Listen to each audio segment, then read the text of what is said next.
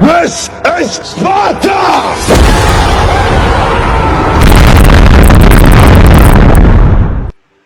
تحياتي لحضراتكم. في حلقة النهاردة حلقة جديدة إن شاء الله تنال إعجابكم. هنتكلم فيها مع بعض عن الدستور، وعلى قبل ما نبتدي الحكاية ونحكي فيها بتفصيلها لازم نوضح شوية مفاهيم. يعني إيه دستور؟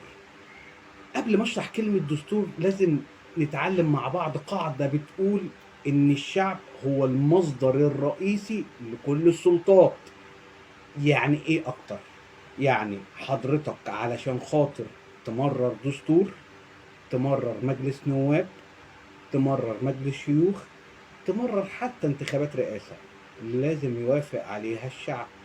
طيب، في الحلقة السياسة لما جينا اتكلمنا مع بعض وقلنا ان في سلطة تنفيذية، سلطة تشريعية، سلطة قضائية. قلنا اللي بيحكم الاطار ده كله حاجة اسمها الدستور. طيب، الدستور ده هو مجموعة من جميع مواد بشكل عام بنتكلم فيها مع بعض وبنحكي فيها احنا هننظم الدنيا بينا وبين بعض ازاي. نوضح اكتر، علشان نوضح الفكرة اكتر بنقوله ان عندي اب وابن وحفيد. الاب هو الدستور، الابن هو القانون، الحفيد هو اللائحة الداخلية. علشان نفهم السيناريو ماشي بين التلاتة بينهم وبين بعض ازاي، ان الاب بيحط الاطر العامة لعياله، فبيطلع منها القانون في ابنه ان ما ينفعش يكسر تعليمات الاب، وبيطلع منها الحفيد اللي لازم يمشي على منهج الاب والابن. مجموعة الافكار ديت اللي احنا حضراتكم بنتكلم فيها بأطر عامة كلها وخطوط عامة بتقول مثلا ان اللغة الرسمية للدولة اللغة العربية.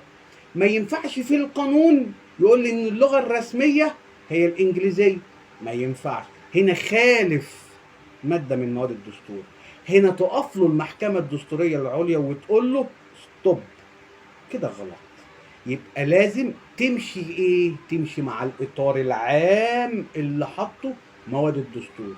مواد الدستور بتشكل من جميع شرائح الشعب علشان نحط الاطر العامة للبرلمان اللي هنتكلم عليه في الحلقة الجاية، علشان يطلع منها القوانين اللي تمس المواطن في نفس الوقت تحافظ على هيئة ونظام الدولة.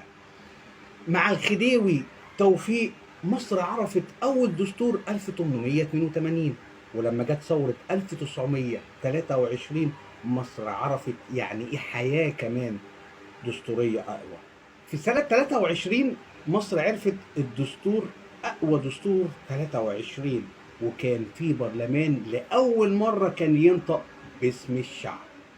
مع ثورة 52 تم إصدار دستور 23 اللي مصر عرفته، وسريعا تم الانتهاء وتغييره من الوحدة الوطنية بين مصر وشقيقة القلب سوريا سنة 58.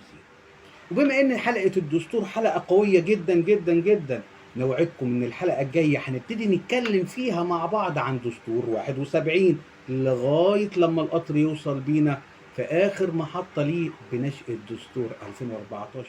اشوفكم الحلقة الجاية باذن الله مع حفني كل يوم خميس الساعة 10 مع بعض.